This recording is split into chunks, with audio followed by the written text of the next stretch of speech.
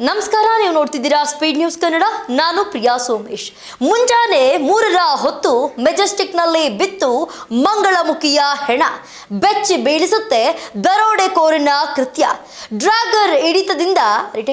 ಡ್ರ್ಯಾಗರ್ ಹಿಡಿತದಿಂದ ಸ್ಥಳದಲ್ಲೇ ಸಾವನ್ನಪ್ಪಿದ ಮಂಗಳಮುಖಿ. ದೇವಿಯನ್ನು ಗಮನಿಸಿದ ಯಾರೋ ಪೊಲೀಸರಿಗೆ ಮಾಹಿತಿಯನ್ನ ತಿಳಿಸಿದ್ದಾರೆ. ನಂತರ ಪೊಲೀಸರು ಬಂದು ಸ್ಥಳ ಮಹಜರು ನಡೆಸಿ ಮೃತದೇಹವನ್ನ ವಿಕ್ಟೋರಿಯಾ ಆಸ್ಪತ್ರೆಗೆ ಕಳಿಸಿಕೊಟ್ಟಿದ್ದಾರೆ. ರಾತ್ರಿ ಹೊತ್ತಿಗೆ ಇಡೀ ಜಗತ್ತು ನಿದ್ರೆಗೆ ಜಾರಿತ್ತು. ಸದಾ ಜನಜಂಗುಳಿಯಲ್ಲಿ ಗಿಜಿಗುಡುವ ಬೆಂಗಳೂರು ಎಂಬ ಮಹಾನಗರ ಕೂಡ ಅಕ್ಷರಶಃ ಸ್ತಬ್ಧವಾಗಿತ್ತು.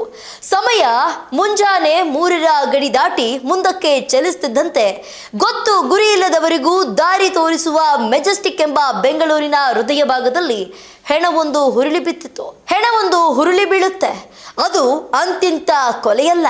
ಹೊತ್ತಿಲ್ಲದ ಹೊತ್ತಲ್ಲಿ ಇಡೀ ಜಗತ್ತು ಮಲಗಿರುವಾಗ ತಾನು ಉಸಿರಾಡುವ ಸದ್ದು ಕೂಡ ಮತ್ತೊಬ್ಬರಿಗೆ ಕೇಳುವ ಸಮಯದಲ್ಲಿ ಮಂಗಳಮುಖಿಯೊಬ್ಬಳು ಮೆಜೆಸ್ಟಿಕ್ನಲ್ಲಿ ಹೆಣವಾಗಿ ಮಲಗಿದ್ಲು.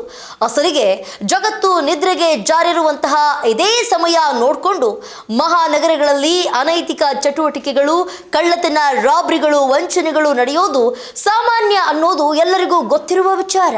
ಆದರೆ ಕಳೆದ ರಾತ್ರಿ ಟ್ರಾನ್ಸ್ಜೆಂಡರ್ ಒಬ್ಬಳು ಬರ್ಬರವಾಗಿ ಕೊಲೆಯಾಗಿರೋದು ಮಾತ್ರ ಇಡೀ ನಗರವನ್ನ ಬೆಚ್ಚಿ ಬೀಳಿಸಿದೆ.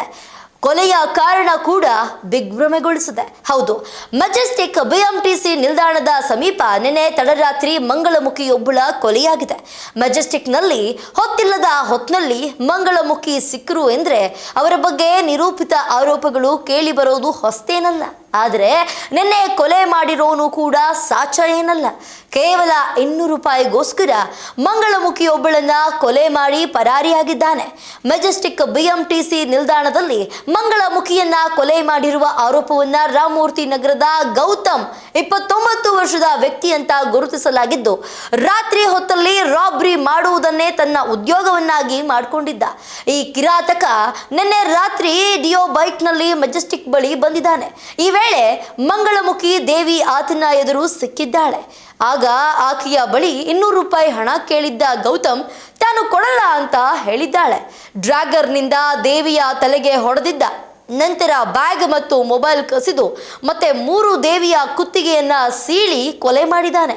ಅಷ್ಟೇ ಅಲ್ಲದೆ ಬ್ಯಾಗ್ನಲ್ಲಿದ್ದ ಹಣ ಮತ್ತು ಮೊಬೈಲನ್ನ ಕಸಿದುಕೊಂಡು ಅಲ್ಲಿಂದ ಪರಾರಿಯಾಗಿದ್ದಾನೆ.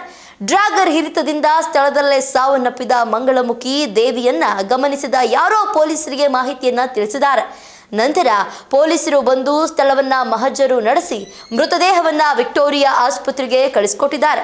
ಪ್ರಕರಣ ಸಂಬಂಧ ಉಪ್ಪಾರಪೇಟೆ ಪೊಲೀಸ್ ಠಾಣೆಯಲ್ಲಿ ಪ್ರಕರಣ ದಾಖಲಾಗಿದ್ದು, ಕೊಲೆಗೈದ ದರೋಡೆಕೋರ ಗೌತಮ್ ಎಂಬಾತನನ್ನ ಪೊಲೀಸರು ಬಂಧಿಸಿದ್ದಾರೆ. ಇದಾಗಿತ್ತು ಇವತ್ತಿನ ವಿಶೇಷ. ನೋಡ್ತಾ ಇರಿ ಸ್ಪೀಡ್ ನ್ಯೂಸ್ ಕನ್ನಡ. ಸುದ್ದಿ ನಿಮ್ಮದು, ವೇಗ ನಮ್ಮದು.